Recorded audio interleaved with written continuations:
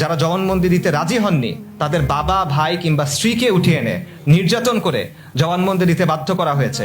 তারপর সেই জবানবন্দির ভিত্তিতে, বানোয়াট জবানবন্দির ভিত্তিতে রায় হয়ে গেছে, কারো ফাঁসি হয়েছে, কারো যাবজ্জীবন হয়েছে। এগুলো বাস্তবতা, এবং তারা এখনো জেলে পড়ে পচে মরছেন, ঢুকছেন।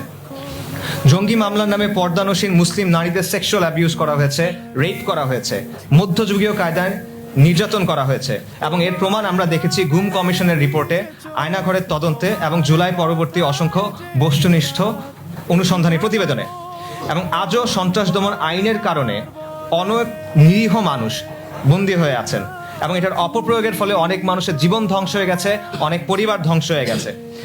এছাড়া আমরা দেখেছি যে জঙ্গিবাদ দমনের নামে কতিপয় স্বার্থান্বেষী মহলের পরিচালিত তথাকথিত গবেষণার ভিত্তিতে দাড়ি টুপি পরা, টাকনুর উপর কাপড় রাখা বা ইসলামী বই পড়ার মতো, ফোন ধরে সালাম দেওয়া, যাবার সময় আল্লাহ হাফেজ বলা, এই কথাগুলোকে পর্যন্ত উগ্রবাদের লক্ষণ হিসেবে উপস্থাপন করা হয়েছে, এবং এগুলো রীতিমতো বিজ্ঞাপন দিয়ে টেলিভিশনে এবং প্রিন্ট মিডিয়াতে ছাপানো হয়েছে। এবং এই সব কিছুর উদ্দেশ্য ছিল ইসলামী দাওয়াকে বন্ধ করা এবং জনপরিসরে ইসলামের যে প্রভাব সেটাকে সংকুচিত করা।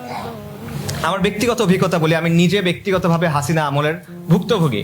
কুখ্যাত র্যাব কর্মকর্তা আলেপুদ্দিন, যে ধর্ষণের অভিযোগে অভিযুক্ত, খুনের অভিযোগে অভিযুক্ত, সে একাধিক বানোয়াট মামলায় এভাবে আমার নাম যুক্ত করেছিল, এবং যেভাবে এখানে বানোয়াটভাবে পলাতক আসামি বলা হচ্ছিল, ঠিক একইভাবে পলাতক আসামি হিসেবে অসংখ্য মামলায় সে আমার নাম দিয়ে রেখেছিল। মোদি বিরোধী আন্দোলনের সময় লেখালেখির কারণে আমার বাসায় প্রশাসনের লোক এসেছিল, আমার বাসায় ফোন এসেছিল, এরকম অসংখ্যবার হয়েছে। এবং 24শে জানুয়ারিতেও বাংলাদেশে যে ট্রান্সজেন্ডার আইন বাস্তবায়নের পায়তারা চলছিল, এর বিরুদ্ধে লেখালেখি করার জন্য আমার বক্তব্যকে নাকচ করার চেষ্টা করা হয়েছে জঙ্গি বলে। এবং এই সবই হয়েছে এই জঙ্গিবাদের জুজুর ভয় দেখিয়ে। দুঃখজনকভাবে গণ অভ্যুত্থানের মাধ্যমে আওয়ামী লীগকে হটাবার পর জনগণ যে সরকারকে ক্ষমতায় বসালো, তারা একই চিত্রনাট্য অনুসরণ করে জঙ্গি নাটক করা শুরু করেছে। যেহেতু এই ন্যারেটিভ ব্যবহার করে ইতিপূর্বে অবর্ণনীয় অত্যাচার ও মানবাধিকার লঙ্ঘন হয়েছে, তাই এই ধরনের মামলায় অত্যন্ত সচেতনতা এবং সংবেদনশীলতা জরুরি।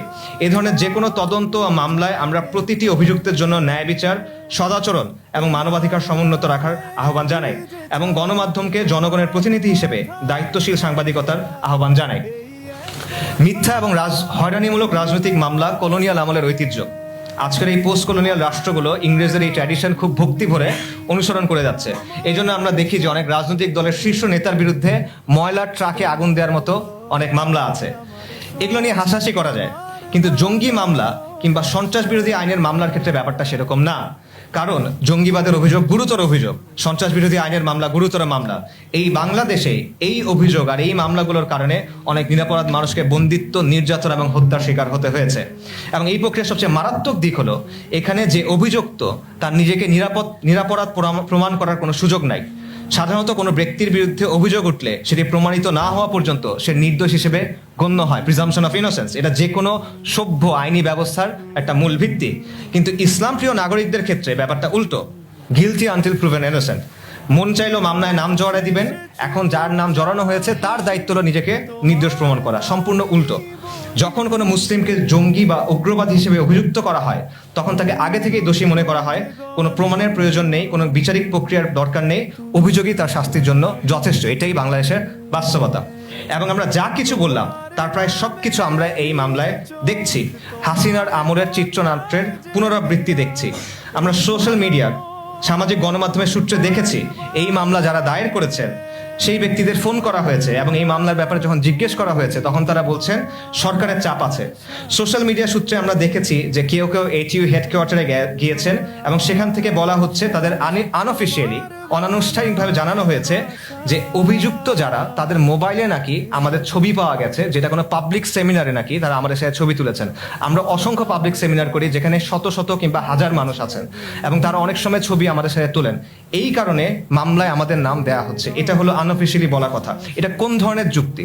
এটা কি মগের মূল্য কিনা? মিটফোর্ডে যে বর্বরচিত হত্যাকাণ্ড ঘটলো, সেই ঘটনার সাথে যারা জড়িত তাদের সাথে তো অনেক রাজনৈতিক দলের নেতাদের ছবি আছে। আপনি কি ওই কারণে এখন ওই নেতাদের বিরুদ্ধে হত্যা মামলা দিবেন? আমরা নিউজ রিপোর্টে দেখেছি বিভিন্ন এলাকায় অনেকে লবিং করছে, সুপারিশ করছে, চাঁদাবাজি করছে।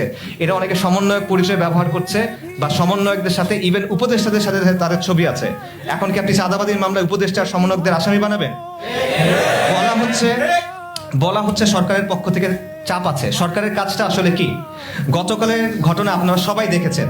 ছাত্রলীগ একটা নিষিদ্ধ সংগঠন, আওয়ামী লীগের কার্যক্রম নিষিদ্ধ। তারা অস্ত্র নিয়ে আক্রমণ করেছে, পুলিশের গাড়ি পুড়িয়েছে, ইউএনের গাড়িতে হামলা করেছে, পেট্রোল বোমা মেরেছে, পুলিশ সদস্য পিটিয়েছে। সরকার তাদেরকে থামায় না, কিন্তু ইসলামী লেখক আর বক্তাদের বিরুদ্ধে জঙ্গি মামলা দেয়া হয়। আওয়ামী লীগ কাল যা করলো, তারপরও বাংলাদেশের তথাকথিত সুশীল সমাজ, বাংলাদেশের secular progressive cultural establishment Awami লীগকে কিন্তু মব বলে না, আওয়ামী লীগকে কিন্তু জঙ্গি বলা হয় না, বরং মিডিয়াতে বলা হয় গ্রামবাসী আক্রমণ করেছে, এলাকাবাসী আক্রমণ করেছে।